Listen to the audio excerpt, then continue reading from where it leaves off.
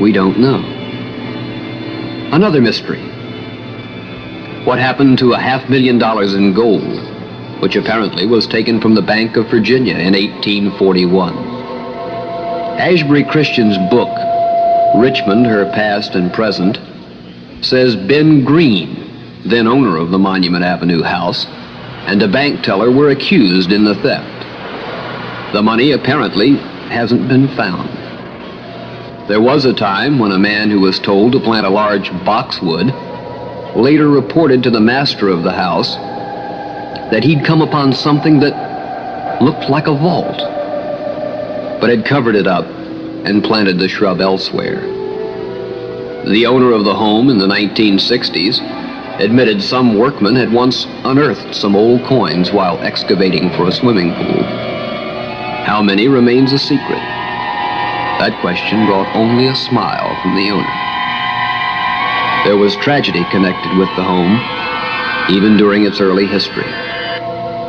Robert Greenhow, a former Richmond mayor, purchased the home in 1810. However, he, his lovely young wife, and their child would live there only about a year. No one knows just what prompted the entire family to attend the Richmond Theater the night of December 26, 1811.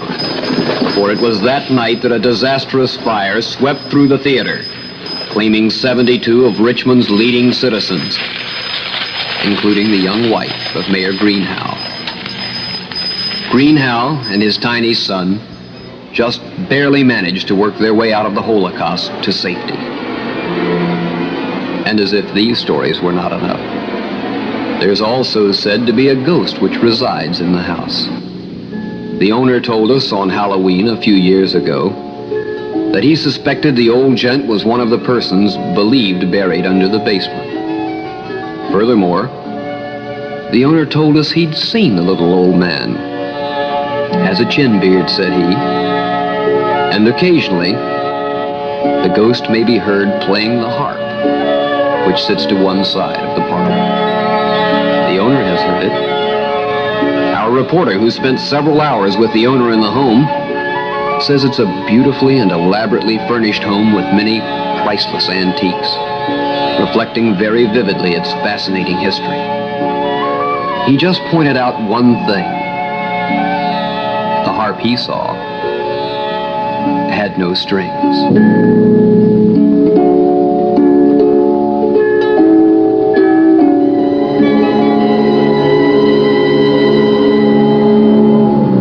Some strange incidents connected with the governor's mansion, which sits to the east of Capitol Square. We've learned these unexplained occurrences were said to have happened as far back as when Thomas Jefferson governed Virginia. But then the executive mansion was different. It had only 4 rooms, although 2 stories. Mr. Jefferson apparently didn't place great store in some of these happenings. Just incidents, said he. But now time has moved forward. We see a change in the appearance of the executive mansion. It took on the new look around the turn of the century when Andrew Montague was governor.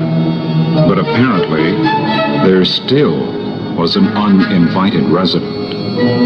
Robert Lynch and Dr. Horace Hoskins, house guests of Governor Montague, were sleeping in upstairs bedrooms on this particular night. Both were awakened by unmistakable sounds of footsteps in their room, accompanied by the swish of a silk skirt. Jumping up, the young men followed the sound along the corridor and down the hallway below the stairs, where that sound could no longer be heard. The young men related their experience to the wife of the governor, who sought more information from some of the household servants. Well, it was Winston, the butler, who had served Virginia chief executive since 1886, who confirmed the wispy vision wasn't new. Winston told of how Governor McKinney had encountered the young lady in the governor's mansion many years before. It was a hot August afternoon. Governor McKinney had returned from the Capitol. He had gone upstairs, just removed his coat in the bathroom, and then stepped out into the bedroom. The same room that Hoskins and Lynch would later sleep in. To the governor's astonishment, there was a young lady sitting by the window. While he backed into the bathroom, put on his coat, the young lady was no longer there. The governor had thought her a guest of his wife's, but she explained there had been no young lady visitor in the mansion. Few around the executive mansion are now willing to talk of this lovely young girl.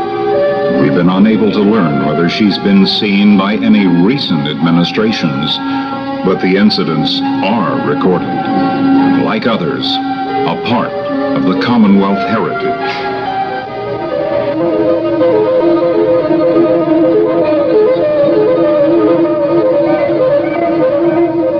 Let's cross the courtyard now. Move from the governor's mansion into the capital of the Commonwealth. The Capitol, designed by Thomas Jefferson. Once it was smaller than it is now. The House and the Senate met in smaller rooms.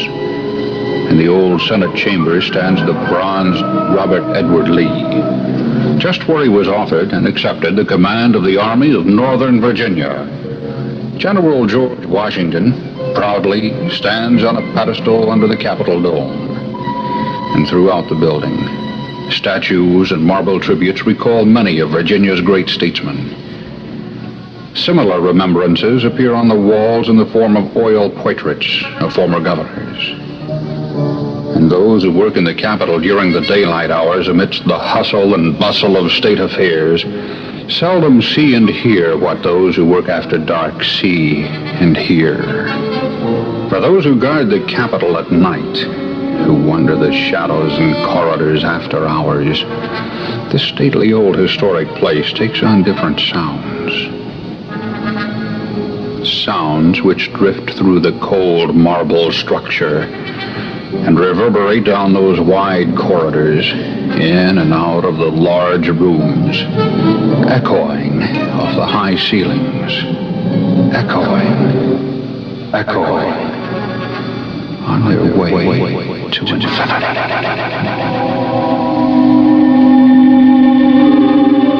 Doors slam in empty rooms. Sometimes one might hear a chair fall. The reverberations can be traumatic. How about that creaking and moaning? Some say it's the building settling. One old guard told us it was the wind which creeps through the cracks of the historic old building and hums through the rotunda, sometimes mounting to a mournful pitch. Others aren't so sure. More than one guard and several retired guards from the Capitol Patrol claim to have heard voices, footsteps, doors opening and closing, but never anyone around. And they all hasten to gain assurances that one won't use their name when relating these strange happenings. Is it because they fear ridicule or reprisal? Those late-night sounds some have heard in the Capitol cannot help but spur the imagination and the memory. One recalls the collapse of a floor in the Supreme Court hearing room in 1870, which dumped spectators onto the floor below, killing 62. One may look around the Capitol and find almost everywhere remembrances of the great men who once walked her halls and made historic decisions in her chambers. And one recalls the sadness and the sorrow, the tribulations and the trials these great men underwent during their administrations. Richmond Revisited continues in a moment on WLEE.